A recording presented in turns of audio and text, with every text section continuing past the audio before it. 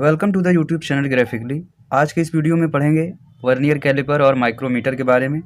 और इससे भी पहले एक टर्म के बारे में समझ लेते हैं जो कि होता है आपका लीस्ट काउंट।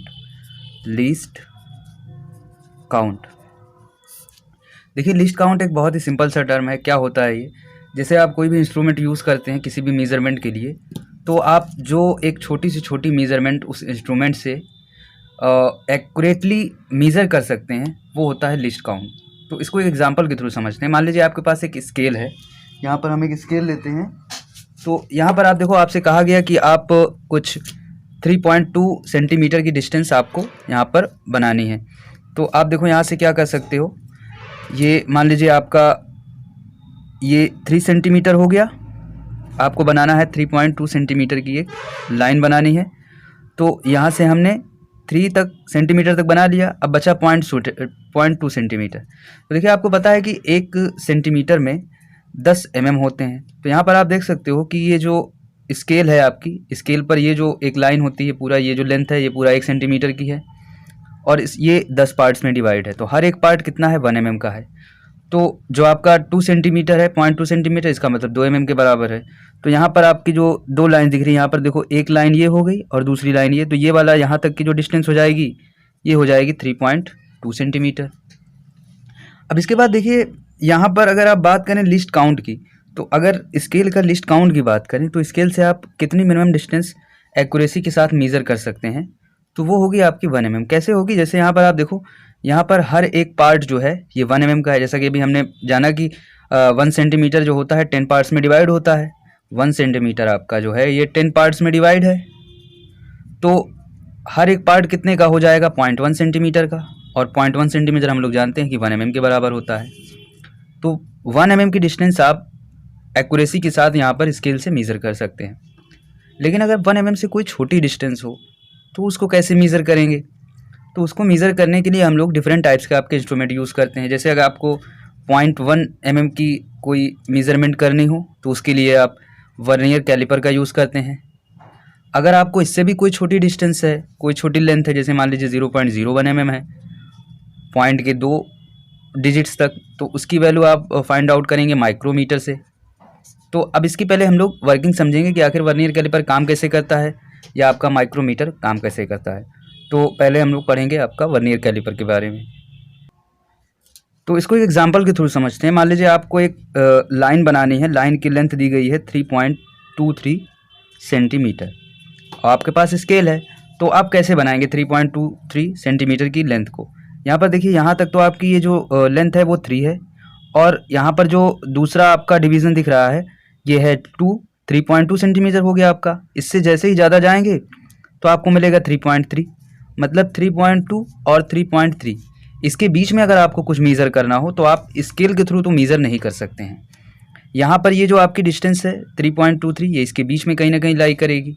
तो अगर इतनी इस डायमेंशन की, इस लेंथ की कोई ऑब्जेक्ट है, उसकी आप मेज़रमेंट स्केल से करते हैं तो वो इन दोनों आपके डिवीजन्स के बीच में आएगा। ये आपका 3.2 वाला डिवीज़न है और ये 3.3 वाला है।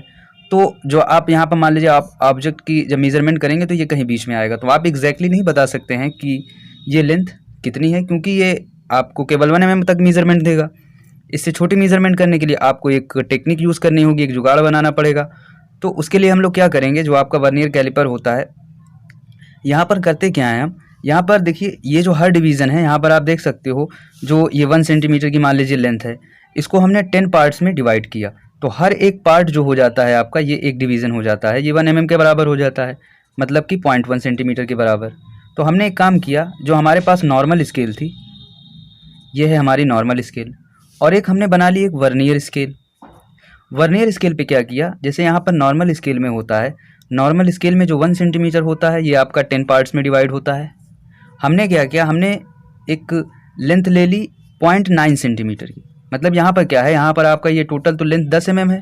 जैसे यहाँ पर आप देख सकते हैं ये टोटल लेंथ आपकी 10 mm है। 10 mm को हमने 10 पार्ट्स में डिवाइड किया। अब हमने क्या किया, हमने 9 mm की एक डिस्टेंस ले ली। 9 mm तो यहाँ से आप मेज़र कर सकते हैं। हमने ये वाली एक डिस्टेंस ले ली, एक लेंथ ले ली 9 mm की। 9 mm की हमने एक डिस्टेंस ले ली। इसको अगर 10 पार्ट्स में डिवाइड कर दें तो क्या हो जाएगा, यहाँ पर देखो हर डिवीज़न जो बनेगा वो 0.9 सेंटीमीटर का बनेगा, 0.9 सेंटीमीटर का। यहाँ पर हमने देखिए एक बार फिर से समझ लेते हैं इसको।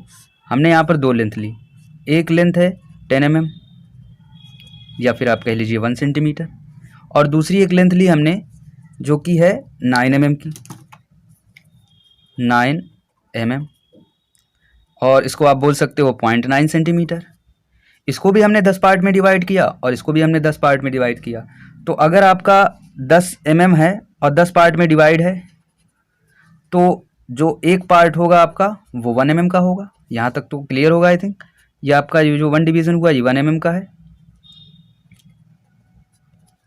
सेम एज अगर आप इसको 10 पार्ट में डिवाइड करो तो यहाँ पर देखो 10 पार्ट जो है आपका, ये 10 डिवीज़न कह लीजिए 9 mm का है, तो 1 डिवीज़न जो होगा ये 9/10 mm का होगा। तो ये वाली लेंथ कितना हो गई 0.9 mm, ये हो गई। यहाँ से देखिए आप 1 mm मीज़र कर सकते थे, अब आपने 0.9 mm मीज़र कर लिया। अब इसके बाद क्या करें हम, यहाँ पर देखिए ये मान लीजिए आपका यहाँ पर ये 0 पॉइंट है, फिर यहाँ पर 1 है, फिर यहाँ पर 2 है, ऐसे से यहाँ पर 10 आएगा। सेम एज हमने इसकी मार्किंग कर दी, यहाँ पर 0, यहाँ पर 1, ऐसे 2, ऐसे ये आपका यहाँ तक लास्ट तक 10 जाएगा।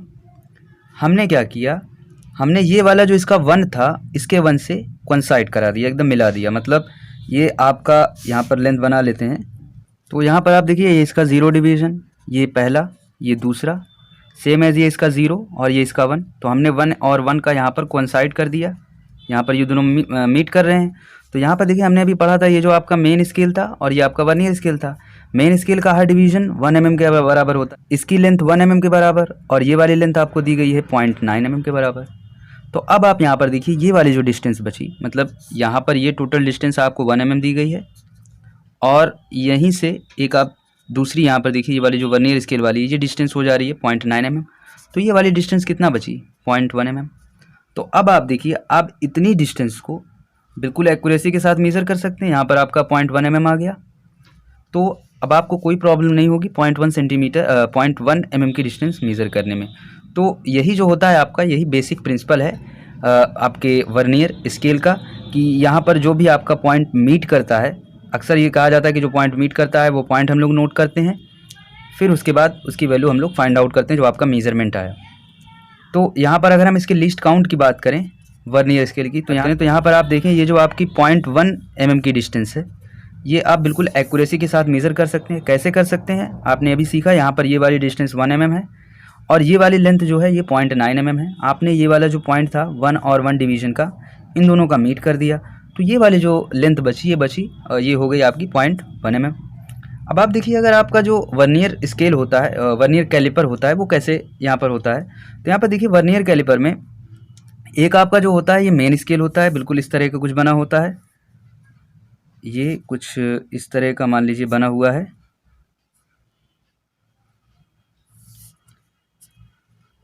एक इसका जो होता है ये इसको बोलते हैं हम लोग फिक्स्ड जॉ, और एक आपका होता है वर्नियर स्केल। वर्नियर स्केल कुछ इस तरह से, जो कि इस मेन स्केल पर स्लाइड कर सकता है, और इसका जॉ मान लीजिए कुछ यहाँ पर है, ये इसका है मूवेबल जॉ, जो कि मूव कर सके। मतलब कि एक ये फिक्स्ड जॉ है जिसके ऊपर आपका जो वर्नियर स्केल है, ये आपका मेन स्केल हो गया, ये जो आप देख रहे हैं ये पूरा मेन स्केल, और जो इसके ऊपर मूव कर सके वो होता है आपका वर्नियर स्केल।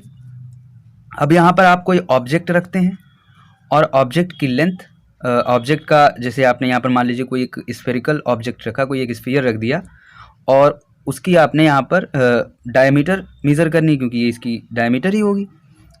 तो डायमीटर मेज़र करते हैं आप, कैसे मेज़र करेंगे यहाँ पर इसको समझते हैं। डायमीटर मेज़र करने के लिए हम लोग करते क्या हैं, यहाँ पर आपके मेन स्केल पर भी नंबरिंग होती है और वर्नियर स्केल पर भी नंबरिंग होती है। ये आपका मेन स्केल हो गया, ठीक, और इसी के ऊपर स्लाइड कर रहा होता है आपका वर्नियर स्केल।